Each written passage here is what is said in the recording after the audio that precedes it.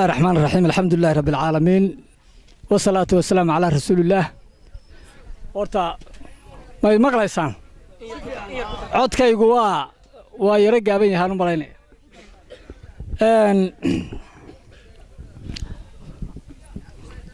marka ugu horeysa dhamaantiinba ilaahay baynu mahad celinaynaa allaha raxmaanka ah ee raxiimka ah ee inooga naxariistay abaartii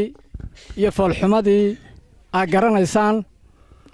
ee maanta ilaahay mahadii aynu abaar kastaaba ha jirtee aynu ka soo doognay ilaahay naga soo doojiyay waa u mahad celinaynaa ilaahay noogu soo hortageliyay inaynu shirkan qiimaha iyo quruxda badan isugu nimaadnana waa u mahad celinaynaa ardaaga halkan fadhiya khayr yuunus ee ka mida beelaha Cumar Jibriil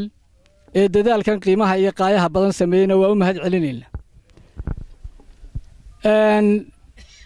waxaan kala salaamayaa dhammaanba marti sharafta ugu horeeyo Suldaan Cabdiraxmaan Suldaanka guud ee beelaha Cumar Jibriil dhammaanba golaha dhaqanka ee kala duwan jiifafka iyo cuqaasha iyo mudanta miisaanka badan ee halkan fadhida waxaan kala salaamayaa gudoomiyaha gobolka gudoomiye ku-xigeenka gobolka Saraar xoghayaha degmada Berbera dhammaanba xildhibaanada dhinacayga bidix maayarka degmada Ceelal maayar ku-xigeenka Laasciidle maayar ku-xigeenka Caynaba xildhibaanada hablahan qaaliga ah ee Hilaac iyo Heego oo isku mid dhammaantoodba waa salaamaya waxaan kala salaamayaa dhammaanba marti sharafta qiimaha iyo qaayaha badan ee runtii halkan lagu soo casuumay ee meelaha durugsan ka yimi iyagoo ka jawaabay casuumadii loo sameeyay ee loogu yeeray ka jawaabayna aad iyo aad baan ugu mahad celinayaa hadday tahay xildhibaanada meelaha fufo ka yimi ee ilaa iyo maxaanaha Berbera ka yimi iyo kuwa ka yimi Saraar iyo raga ka yimi ilaa iyo Ceerigaabo meel kastaba laga yimaadeen marti sharafta halkan maanta isugu timaad iyo aad baan u salaamayaa waxaan kale oo u mahadnaqayaa guddigii iyo qabanqaabadii runtii quruxda badnayd ciddii soo qabatay ee sidaa wanaagsan 7 maalmood u maamuleysay ee soo go'aamisay go'aamadan quruxda badan ee halkan laga akhriyay iyo wada tashigii ay beeshu isugu timi ugana soo saartay midho qurux badan oo mustaqbalka ummaddu ay leedahay dhammaanteed baan fici kara iyaga iyo qayrkoodba inta la deriska iyo inta la wadaagaan wax la leeyihiin intaba iyagana aad iyo aad baan ugu mahad celinayaa sida la sheegay ujeedada shirku waa la inoo cadeeyay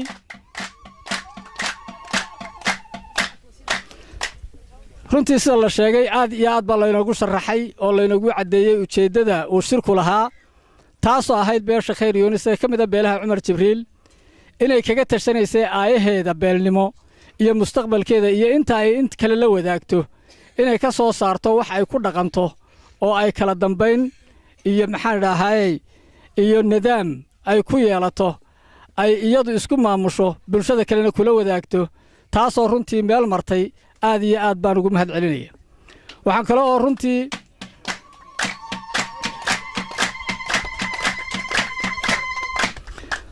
waxaan kale runtii ugu mahad celinayaa ujeedooyinkaas oo ay ka mid ahayd beeshu iyadoo ka mid ahayd beelihii aasaasay waxa weeyaan xisbigan kulmiye ee uu tacabku ka galay lana wadaagto bulshaweynta Soomaaliland in badan oo ka mid ah tacab fara badanna ku leh haddiiba Soomaalidu waxay tidhaa haddii lagu sheegana waa la sheelaa haddii lagu sheelana waa la sheegaaye haddii bariyahan mararka qaarkood la isku xanta iska badan sidii rag u sheegay hadday mar labaad boodhka ka jufeen waxa ay yihiin iyo halka ay maxay yihiin iyo wixii ay ku soo tabceen ay lahaayeen inay ownershipkiisa sheegtaan oo muujiyaan hortayada iyo bulshada Soomaaliland horteeda iyo xisbiga kulmiye iyo musharaxa hortiisa madaxweynaha jamhuuriyadda Soomaaliland hortiisa hadday maanta ku cadeeyeen aad iyo aad bay ugu mahadsan yihiin annaguna waa ka filaynaa waana ku soo dhaweynayna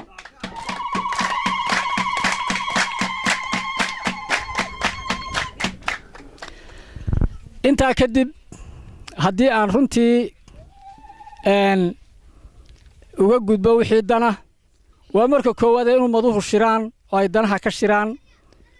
waa wax bannaan oo shareecadeenna iyo diinteenna ku bannaan waa wax qaran wal iyo ummad walba meel ku abuuranaba ay leeyihiin inay tala isugu yimaadaan oo ay toosiyaan wixii ka qalloocan oo ay maxay hiigsadaan waxaanay haynin waana talo munaasiba waxaa ka mid a qur-aankeenna ilaahay subxaanahu watacaala uu leeyahay isagoo nebigiisa la hadlaya maxamed calayhi salaatu wasalaam washaawirhum fi lamri faidaa casamta fatawakal cala allah dadkaaga la shir oo la sheegayso la wadaag waxa weeyaan danaha iyo waxa kaa dhul yaalla marka aad go'aan gaadhaanna yacni waxa weeyaan ilaahay tala saaro oo waxa weeyaan kaa ku dhaqan sidaa daraaddeed waa arrin aad iyo aad u habboon adduun iyo aakhirabana wax ka taraysa waana hambalyeynaya aad iyo aad baan u hambalyeynaya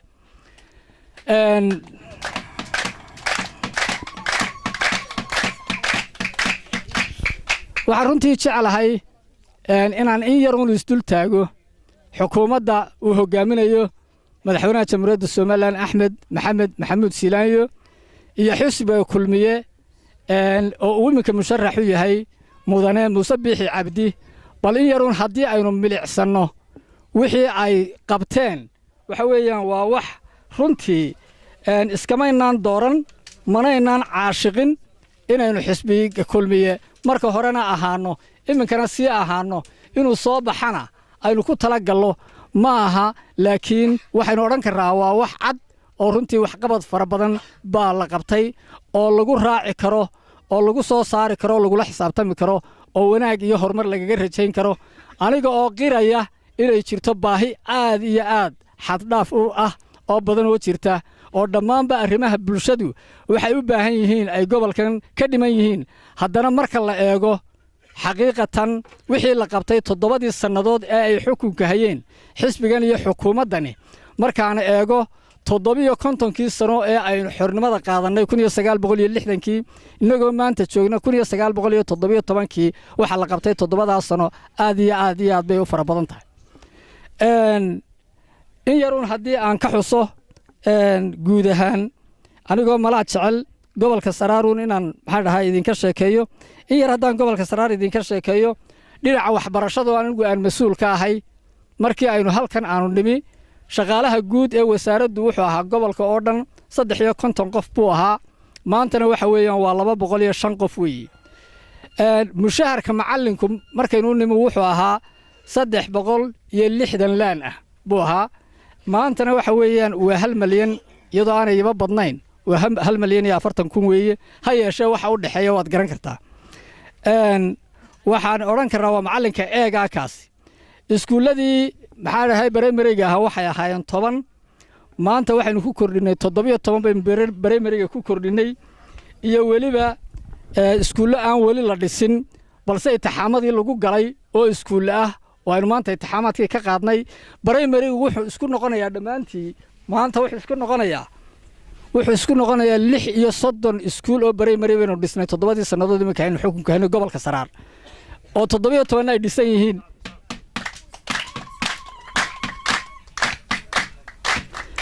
iskuullada sare ee gobolka saraar lahaa aynu halkan ugu nimi waxa weeyaan waa hal iskuul buu ahaa hal secondary buu ahaa maantana waxa weeyaan waxaynu leenahay 4 secondary baynu leenahay oo mid iminka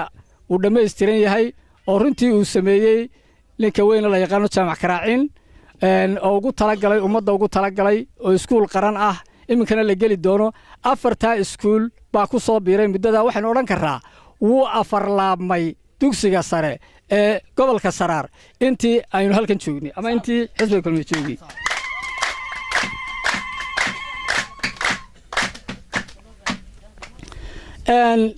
iyadoo gobolladeenna iyo degmooyinkeennu badan yihiin haddii nala qadariyey iyo haddaan nala qadarinba waxaa jooga madashan raggii weligoodba joogay gobolka saraar waxaa jooga rag garanaya ilaa maalintaynu xornimada qaadannay 7 sannadood ee aynu iminka xisbigan iyo xukuumaddani jireen magaalo madaxda ina xukunta ee gobolka saraar ee aynu nidhaahno caynaba horumarka aynu ka samaynay marnaba waxa weeyaan 50 sano lagama samaynin waxaana iga markhaatiya dhammaanba mudanta joogta hadday xildhibaan tahay iyo hadday waxa weeyaan hadday mas-uuliyiin tahay iyo hadday barasaab tahay waxaynu samaynay dadkeenna waxaynu ku xidhxidhi jirray meeshii caqaayaddu tiile ee birtu tiile baynu ku xidhxidhi jirro waa garanaysaa reer Caynabow ninka marka la soo xidho maantana waxa weeyaan waxaynu leenahay saldhig weyn oo waxa weeyaan aynu ku xidhxidhno ama aynu marino sidii loogu talagalay saldhig weyn baynu leenahay oo aynu dhisannay waxaynu leenahay maxkamaddii baynu leenahay oo aynu dhisannay waxaynu leenahay wasaaraddii beeraha baynu dhisannay oo aynu leenahay oo aynaan lahayn waxaynu leenahay wasaaraddii howlaha guud baynu leenahay oo aynaan lahayn waxaynu leenahay wasaaradda waxbarashada oo aanu dhisnay oo ka weyn wasaaradda waxbarashada ee Burco oo aanu Caynaba ka dhisnay baynu leenahay waxaynu leenahay waxaynu leenahay wasaaradda xanaanada xoolaha oo aynu maxaan dhisnay oo lagu shaqeeyo waxaynu leenahay maxkamadda badbaadada oo aynu dhisnay waxaynu leenahay xeer ilaalintii xukunka iyo talada kala haysay waxaynu leenahay jeelka dalka lagu xidho oo iminka dad Hargeysa ku xidhan loogu talagalay markii uu qaadi waayo jeesha in Caynaba lagu soo xidho waxa weeyaan waxaynu leenahay cisbitaalka ugu weyn ee casriga ah oo aynu Caynaba ka samaynay oo aanu ka hawl galay oo markii hore loogu talagalay in laascaanood laga dhiso sidaa daraadeed oo waliba sheekh Sacuudi Imaaraati ah uu ku talagalay inuu halka ka dhiso kuna soo talagalay ha yeeshee mashruuca SDF ta la yiraahdo Somaliland ay xukunto ayaa dhakhtar weyn ka sameynayay laascaanood marka waxa la yiri mar haddii dhakhtarkii weynaa laascaanood aynu ka dhisayno Somali Development Fund aynu ka dhisayno kan waa inaynu Caynaba geyno qoladii waday waxay yiraahdeen nagu amrin boqorkii ama sheekhii suurtagalna maaha galagalaysi ilaa heerka madaxweynaha aanu Caynaba soo fadhiisinay maalin isagoo safar ka yimi Ceergaabo oo ku nastay isaga iyo madaxdii ka socotayba aanu ku qancinay kana codsanay in ma garanaysaa dhakhtarka weyn maanta Caynaba ay u baahan tahay annagoo tusnay juqraafiga Caynaba ay ku fadhido waqooyi bari iyo galbeed ay tahay xundurtii Somaliland uu waraabin karo dhakhtarkani dhammaanba bulshaweynta intaas oo gobol ku nool inuu madaxweynuhu garowsaday kuna dhawaaqay in Caynaba laga dhigo صعب حاول قراء ويدي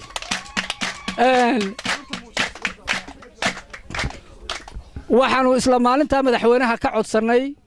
iyo waxa taliyaha guud ee ciidamada booliska taliyaha guud ee waxa ciidamada dhamaantood wasiirka madaxtooyada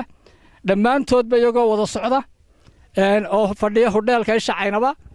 inay inoo dhisaan burmad ciidan oo mustaqbalka noqon kara meel waxa weeyaan looga gurmado dhammaanba amniga afarta gobol ee isku soo jeeda taasoo runtii madaxweynuhu uu ogolaaday baaskareeyena insha Allah wixii ka dhimana la dhameystiri doono wax badan ka tari doonta waxa la yiraahdo amniga halkan kuma soo koobi karo mana tirin karo waxyaabaha runtii inoo qabsoomay wayna haboon tahay in la qiro wixii qabsoomay wayna haboon tahay in la la doono wixii ka maqan in la dhaliilo wixii dhaliilan wixii baahiyaha la doonana in la doonto maxaa yeelay bulshaweynteenu ilaa hadda baahida ay qabtaa waxa weey waa mid aad iyo aad u ballaaran waliba siiba saraar weyntan aynu joogno ilaa ceelal iyaduna way ka sii daran tahay waxaan kaloo idin xasuusinayaa geedkan aynu maanta joogno oo aan filayo cuqaashu inay joogeen caaqil Siciidna uu joogay geedkiisii waxaynu isugu nimi gumbur carro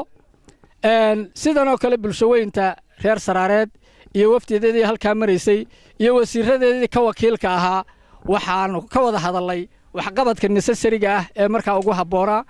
oo ay jirtay abaartii waxaanu isla garanay codsiyadii ka midka ahaa codsiyadii waxa inooga suurto galay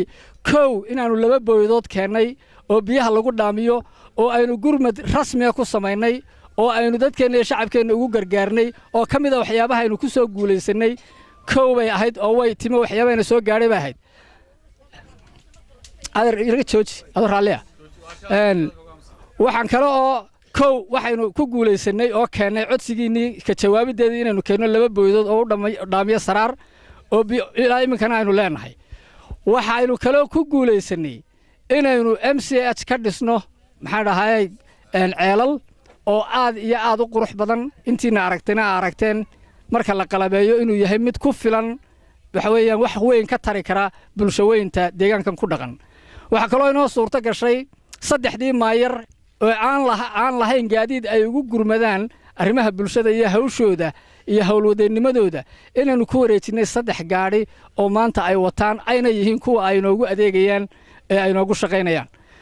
waxa kaloo inoo suurto gashay oo aanu aad iyo aad ugu dadaalay inaanu helo riig waxa weeyaan lagu baahi beelo oo biyaha inoo soo saara inkasta oo dhusinka hoostiisa waxa ku jira uu ilaahay uun isagu og yahay aadamiguna uu maxaan idhaahayay isku day uu yahay oo keliya haddana waxaynu inagu ku talagalnay inaynu ceelkaa keensanno $180,000 oo ayaa ceelkaasi soo wareejintiisii iyo kiciddiisii iyo wixiisii wax ku dhowbay ku baxay haddana waxa suurto gashay nasiib wanaag ilaahay baa ku shaqo leh in halkii hore ee aynu ku talagalnay ay noqon weyday halkii ma garanaysaa biyo ku filan isla markaana mar labaad aanu codsannay in deegaankayaga dib looga baadho meel ku habboon in biyo laga helayo aaladaha wax lagu eego ama wax lagu baadho waxay noo muuqatay inay halkaasi tahay halkii ma garanaysaa biyo macaan biyo wanaagsan laga gaadhi lahaa tiina laynoo oggolaaday runtii oo maanta uu gacanta ku hayo taana dhammaanteenba ilaahay waxaynu ka wada baryaynaa inuu ilaahay inoo suurto geliyo in biyahaasi dee ay inoo soo baxaan oo aynu ku baahi beello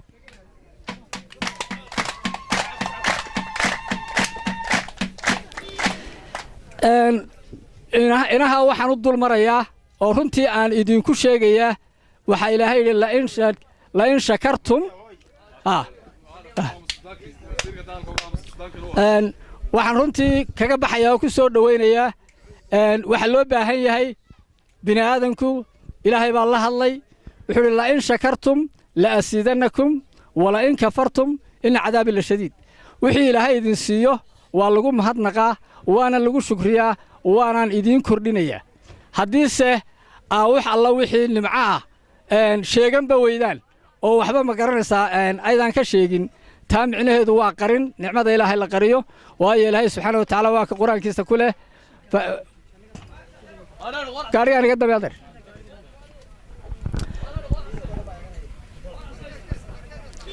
ilaahay wuxuu leeyahay qur-aankiisa wa amaa binicmati rabbika maxay faxadis ka sheekee yacni waxa weeye nimcada wixii ilaahay ku siiyo waxa kalena raadso waxaan qabaa inay weli umushii dayacan tahay oo halkan ku dayacan tahay waxaan qabaa weli inuu amnigii aad iyo aad u dayacan yahay waxaan qabaa wax badan oo arrimaha bulshada ah inay halkan ka dhiman yihiin waxaan qabaa kuwa laga sugayaa inaanu annaku nahay waxaan qabaa inay waajib nagu tahay waxaan ogahay idinna aa ogtihiin inaanaan ka seexan waxaan filayaa wixii wax inoo wada kordhinaya waajib bay nugu tahay inaynu ka wada shaqayno annaguna diyaar baanu nahay taladeeda iyo tusmadeeda iyo tabantabadeedaba inaad maxaan dhahay nala gashaan waxaanu sida jecel lahay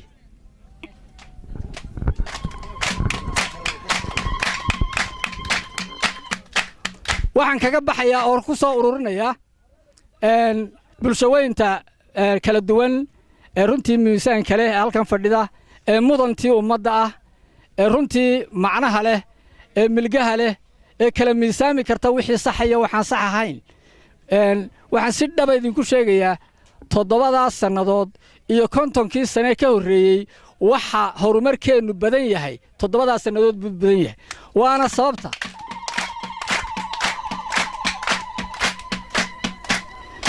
waana sababta uu ku mudan yahay xisbigani ina caleemihiisa maxaan dhahay iyo calaamadiisa ku ruuxdaan waa ta uu ku mudan yahay ina maxaan dhahay aynu ka mid noqono waa ta aynu ku mudannahay inaynu mar labaad soo celinno si uu u dhammaystiro baahiyaha iyo duruufaha aynu leenahay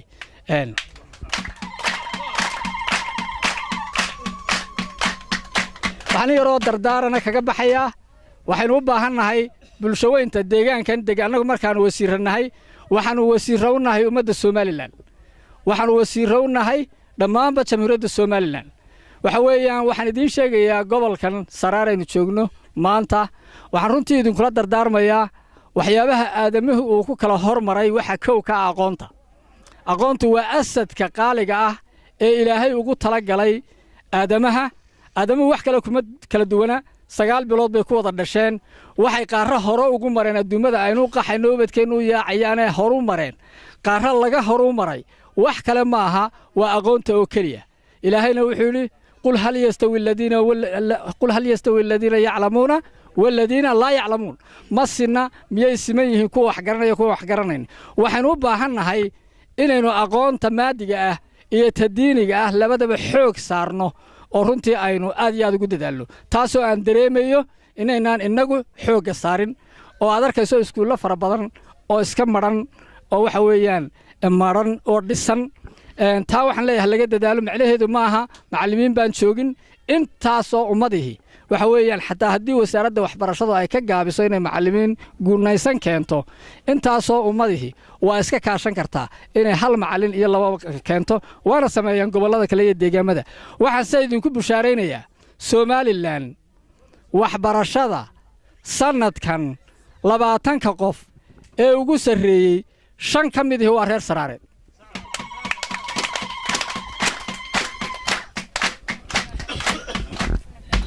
taasi waxay ku tusaysaa bulshaweynta iyadoo 10,000 oo qof ay dhalinyarada secondary-ga sanadkan ka soo baxeen 10,000 oo qof haddii 20kii qof ee ugu sareeyay aad 5 leedahay garaafka aqoonyahanku garanayaa aqooneed ee waxbarasho sidaad u soo kacday iyo siday halkay soo gaadhay runtii waad dareemi kartaa waxaan oran karaa meel aad u sarreysa baa runtii waxbarashadeenu maanta weliba sidaa ay ku maraysaa waxaynu soo u baahannahay inay sidaa aynu toban laabno oo aynu goobahan secondary ka samayno oo boardna ka samayno oo iska kaashano oo ummadeenu ay aqoon yeelato qodobka labadan kaga baxaya waxa weeye deris waraaga ummaddu haday deriskeeda iyo dadkeeda wada yaala ee ilaahay uu halka ku wada beeray ee wax ka dhaxeeyaan ay mid u noqdaan horumarkooda waxyeeladoodana ay iska ilaaliyaan oo horumarkooda ay mid u noqdaan walaalnimadooda iyo midnimadooda iyo wax wada yeelashadooda waxa la hubaa inay horumar dhab ah oo rasmi ah ay gaadhayaan maxaa yeelay waa awood iyo foros haddii uu wax isyeeli kara haddii uu istaageersadana wax qaban kara sidaa daraadeed bulshaweynteeda reer Saraareed waxaan u soo jeedinayaa oo aan kula dardaarmayaa iyadoo ilaahayna sidaa raalli ka yahay nabi maxamedna sidaa inuu kula dardaarmay dadnimaduna ay sidaa ku jirto in mid la ahaado oo danta guud laga wada shaqeeyo oo la iskaashado oo wax wada qabsado oo mid la ahaado oo meeshii dan la moodo wax weeyaan loo wada duulo aad iyo aad baa u mahadsantihiin dhammaantiin wassalaamu calaykum waraxmatullaahi wabarakaatuh